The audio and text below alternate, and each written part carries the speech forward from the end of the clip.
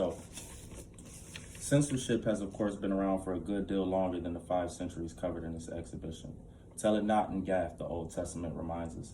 Publish it not in the streets of Ascalon, lest the daughters of the Philistines rejoice, lest the daughters of the uncircumcised triumph. Greek philosophers agreed in proclaiming the virtues of suppression. The poet, wrote Plato, shall compose nothing contrary to the ideas of the lawful or just or beautiful or good, which are allowed in the state, nor shall he be permitted to show his compositions to any private individual until he shall have shown them to the appointed censor and the guardians of the law, and they are satisfied with them. In earlier times, only heretics and blasphemers had dared challenge traditional claims of authority over expression. The last 5 centuries have finally established powerful claims of expression against authority. The emancipation of expression has been slow, painful, and incomplete. Even today, the benefits are mostly confined to the small minority of nations practicing self-government and civic freedom. Tyranny still crushes expression in vast stretches of the contemporary world.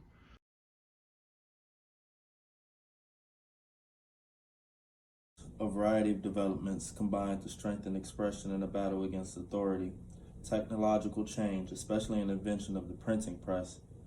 Economic change, especially in the emergence of the middle class.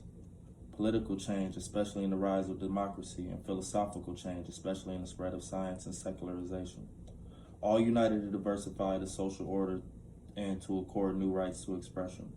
Individuals and groups were prepared to concede liberty of expression to others in order to assure it for themselves. And censorship, except at the margins, began to lose legitimacy. Once liberty was perceived as a practical necessity, John Stuart Mill was able to transform it into a supreme ethical principle. But the struggle between expression and authority is unending. The instinct to suppress discomforting ideas is rooted deep in human nature. That's facts. It is rooted above all in profound human propensities to faith and to fear. The true believer is always an incipient censor. People who are absolutely certain where truth lies feel morally justified in suppressing. Historian Ada Palmer writes, as critical and alternative opinions entered the public discourse, those in power tried to censor it. Before the printing press, censorship was easy. All it required was killing the heretic and burning his or her handful of notebooks. But after the printing press, Palmer says it became nearly impossible to destroy all copies of a dangerous idea. And the more dangerous a book was claimed to be, the more people wanted to read it.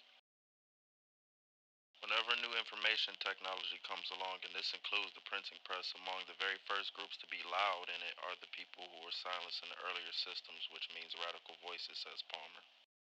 It takes effort to adopt a new information technology, whether it's the ham radio, an internet bulletin board, or Instagram.